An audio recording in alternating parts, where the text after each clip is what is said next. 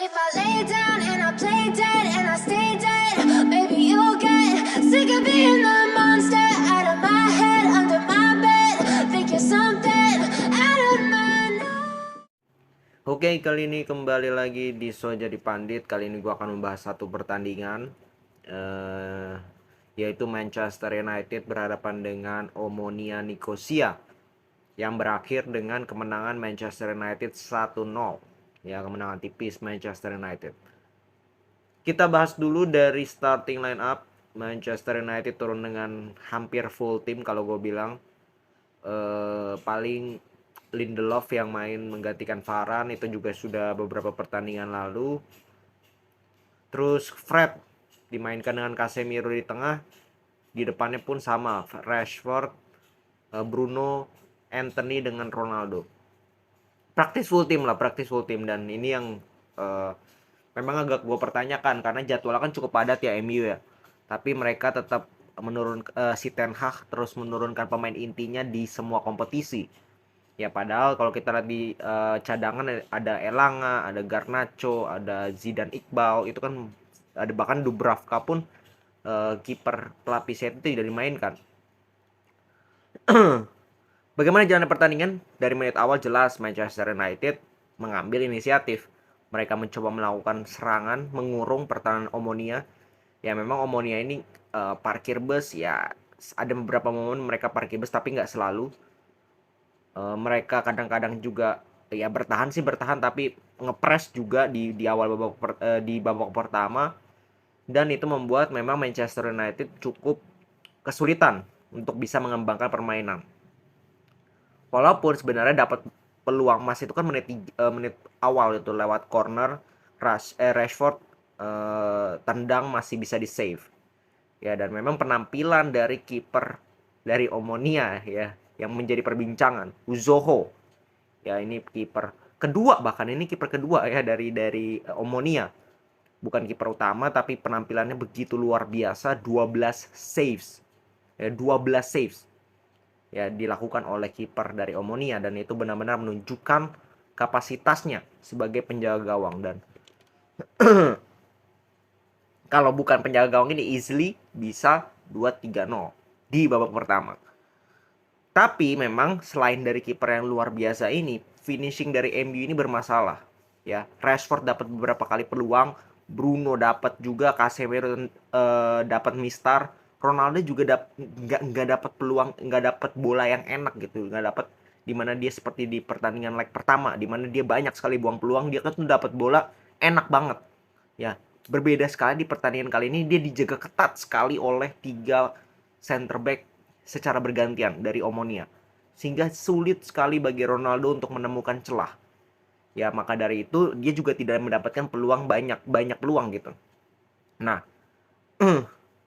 masuk babak kedua sebenarnya nggak jauh beda, MU justru lebih meningkatkan intensitas karena Omonia ini kalau gue bilang babak pertama cukup bekerja keras, defense mereka lumayan kokoh juga, itu membuat stamina mereka drop ya menurut gue ya. Dan di babak kedua kelihatan sekali, di menit awal pun langsung dapet serangan-serangan gempuran kalau gue bilang. Dan kembali lagi, aktornya yang menyelamatkan adalah penjaga gawang. Anthony dapat double save kan, dia pernah melakukan banyak sekali lah. Gue tidak perlu mengungkapkan satu-satu save-nya karena begitu banyak crucial save, bukan hanya save nggak penting ya, tapi crucial save ya. Dan memang kalau kita lihat walaupun menang 1-0, itu pun di menit-menit detik-detik terakhir McTominay menjadi penyelamat ya. Secara overall kalau menurut gue penampilan dari Manchester United di pertandingan ini jauh lebih bagus ya daripada pertandingan leg pertama. Leg pertama itu begitu mudah mereka untuk kena counter. Di pertandingan kali ini mereka hanya kena 3 shot ya dari Omonia, 3 shot, sedangkan mereka melakukan 34 shots. Ya, 3 shotsnya itu juga bukan shots yang berbahaya, nggak ada yang on target bahkan kalau nggak salah. Iya, cuman satu yang dari jarak 40 meter ngasal nge-shoot ya, dan itu nggak bahaya sama sekali. Tapi Manchester United 34 shots dengan 7 peluang berbahaya dicatat di data. Tapi kalau kita lihat di pertandingannya, waduh, itu banyak sekali ya bagaimana mereka punya peluang yang luar biasa untuk bisa mencetak gol, tapi mereka gagal untuk bisa mengkonversi. Rashford di babak kedua pun dapat one on one tadi yang double save, terus one on one juga yang dia dapat, tendangannya masih melebar. Jadi begitu banyak memang peluang-peluang dari Manchester United yang tidak bisa dimanfaatkan oleh para pemain dari Manchester United. Nah, ini yang harus diperbaiki oleh Ten Hag menurut gua. Ya, secara permainan perlahan-lahan sudah mulai menemukan pattern yang jelas. Ya, pemain sudah bisa menguasai bola, bersabar ketika mendapatkan bola, pergantian posisi juga cukup baik gitu. Dan memang kalau kita lihat, gue nggak tahu kenapa ya, kalau gue bilang justru Bruno ini terlalu apa ya, kalau gue bilang seringkali dia mainnya terlalu mungkin emosional, lebih banyak emosional daripada dia bisa bermain secara kualitasnya itu dikeluarkan itu seperti pada saat 2 musim lalu. Tapi gue lihat Bruno yang sekarang ini lebih emosional, lebih umpannya itu lu bisa umpan simple tapi lu milih umpan yang ribet. Terus seringkali salah passing, seringkali umpannya kekencangan dan sebagainya macam. Finishingnya juga sangat jelek tadi malam, banyak sekali shots. Bruno itu melakukan 5 shots, ya 5 shots. Itu yang on target itu cuman 1. Ya, cuman 1.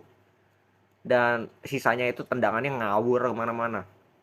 Ya, dan beberapa kali dia juga ngerengek. Aduh, gue justru menyorot itu. Dan nggak ada salahnya untuk Erik ten Hag sesekali mengistirahatkan pemain-pemain seperti Bruno contoh, seperti Lisandro, seperti Dalot itu nggak pernah tergantikan perannya, nggak pernah benar-benar tergantikan. 90 menit mereka dia selalu bermain. Gue takutnya suatu saat dia bisa aja habis bensin dong. Betul dong, kalau dimainkan terus-menerus tidak ada istirahat di semua kompetisi. Ya, sedangkan pelapisnya Wan-Bissaka cedera dan sebagainya. Jadi memang tidak punya banyak pilihan, tapi harusnya bisa lah. Misalkan geser aja Lindelof ke kanan atau mainkan pemain muda. Itu yang menurut gue menjadi PR dari Erik ten Hag, bahwa gue bilang harus sesekali lah, jangan 11 pemain. Ten Hag itu kalau menurut gue punya 11 winning team, atau mungkin gak 11, mungkin 15. 4 pergantian itu yang biasa dilakukan antara McTominay, Casemiro kan sering tukar-tukar, terus Ronaldo, Martial sering tukar-tukar, Sancho, terus sesekali Malaysia dengan Luke Shaw. Jadi sesekali doang, tapi patternnya itu sudah jelas. Kayak Lisandro nggak pernah tergantikan, De Gea nggak pernah tergantikan, Dalot nggak pernah tergantikan, Fernandes nggak pernah tergantikan, Anthony nggak pernah tergantikan, Rashford hampir nggak pernah tergantikan. Jadi kalau menurut gue harus sesekali dicoba pattern yang lain supaya pemain-pemain cadangan itu punya apa ya, punya kesempatan juga gitu untuk bermain.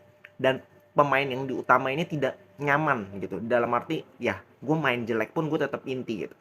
Nah, ini yang menjadi permasalahan dari Erik ten Hag menurut gue, yang belum gue lihat gitu, dalam arti dia belum bisa merotasi skuadnya itu dengan masif.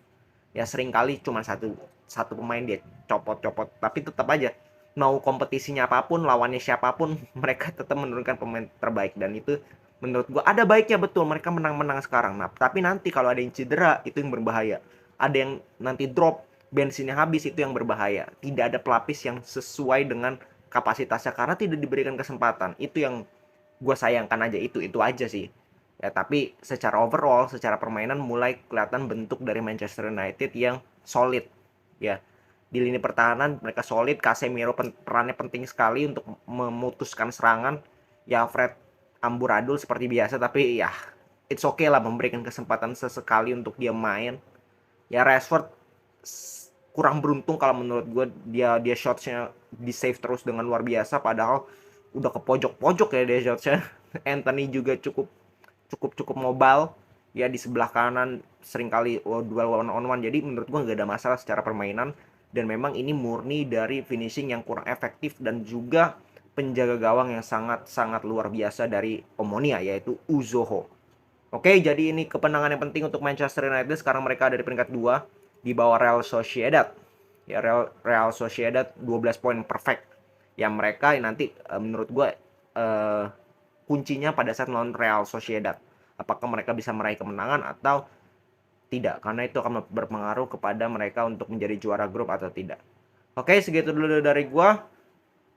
Salam sepak bola.